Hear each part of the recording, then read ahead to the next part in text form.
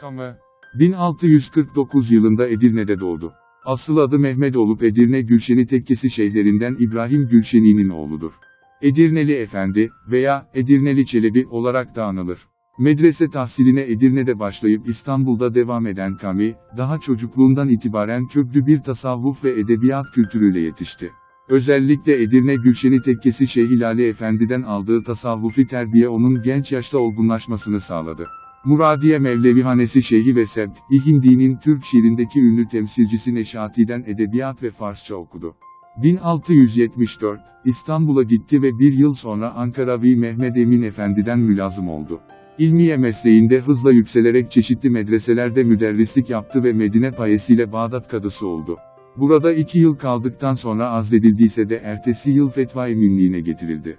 3 yıl süren bu görevin ardından bir müddet mazul kalan Kami, Bursa payesiyle Galata kadılığına tayin edildi, fakat ertesi yıl yeniden azledildi.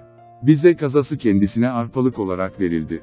Kısa süren bu ikbal döneminin ardından, Mısır kadılığına tayin edilen Kami bir yıl sonra azledildi.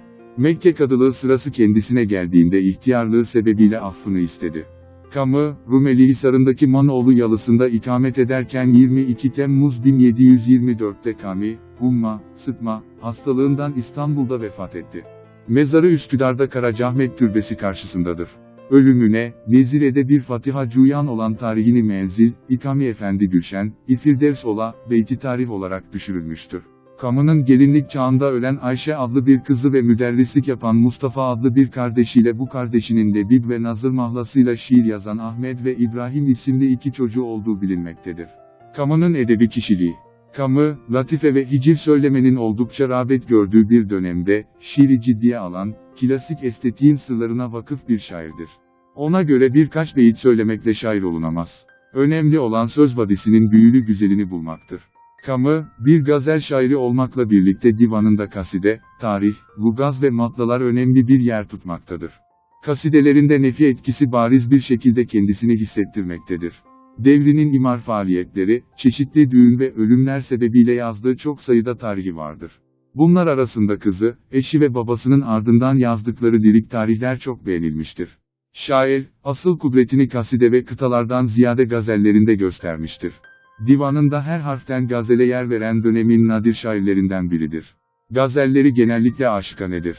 Şiirlerinde tasavvuf ön planda değildir. O, Lale Devri eğlencelerine, folklorik ve hikemi şiire ilgi göstermemiş, klasik üsluba bağlı aşıkane şiirler yazmıştır. Kamı'nın gazellerinde, Türkçe kelime ve deyimler ve zarif hayallerle süslü bir üslup hakimdir. Kasidelerinde ise daha külfetli ve ağır bir dil kullanılmıştır. Kamı, Lale Devri ile birlikte Nedim'in kazandığı şöhret sebebiyle geri plana düşmekle birlikte, zarif, nükteli şiirleriyle dönemin üstad şairleri arasına girmeyi başarmıştır.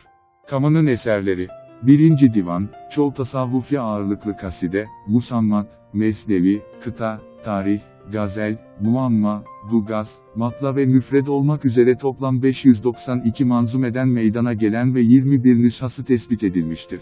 2. Behçetül Feyha, Kamı'nın Bağdat kadılığı esnasında kaleme aldığı bu mesnevi 6 başlık altında 225 beyitten oluşur. Bağdat valisi Hasan Paşa'nın bölgedeki aşiretlerin isyanını bastırmasını ve Bağdat'la ilgili imar çalışmalarını anlatan eser divanın bazı nüshalarında mevcuttur.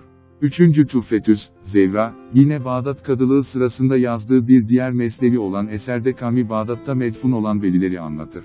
4. Firuzname, Şah'ın azat ederek evlenmesine izin verdiği kölesi Firuz ve Firuz'un evlendiği Gülruh'un çevresinde gelişen 159 beyitlik bir aşk hikayesidir. 5. Fetava İdiye, Aslı Muhammed B. Ali el-Hucendi el-Teidi'ye ait olup Şeyhülislam Ebu Saidzade Feyzullah Efendi'nin Farsçadan Arapçaya çevirmeye başladı, onun ölümü üzerine Kami tarafından tamamlanan bir eserdir. 6. Nefise-i Uhreviye, ibadetlerle ilgili, Alat, Ömes, Udi adlı Farsça eserin tercümesi olup bir nüshası Ankara Üniversitesi Dil ve Tarih, Coğrafya Fakültesi Kütüphanesi'nde kayıtlıdır. 7. Riyazül Kasım'ın, fıkıhla ilgili bir risaledir. Kamı'nın bunlardan başka Mehammül, Fukaha, Fitabaktil, Hanefiye, Şerh-i Şifai Safai Mustafa Efendi'nin tezkiresi için yazdığı manzum, Mensur Takriziyle Asafname, Huzma Safa ve Metalib, İşaire adlı eserleri olduğu kaydedilmektedir. Kamı'nın bir gazeli, Olurdu. Kondurmak o mihre belki har, asa. Görünseydi felekte ayda bir barı hilal, asa. Kemer bendin ederdim mu, miyanın riste, icandan. Kadem, rencede kılsa gönlüme girse hayal, asa. Gül, idaun karanfil gibi sine müzre beslerken. Şikestitme dil, mecruhumu cana sifal, asa. Seha ol gamze, idi, dada ruhsat verme çeşmünden.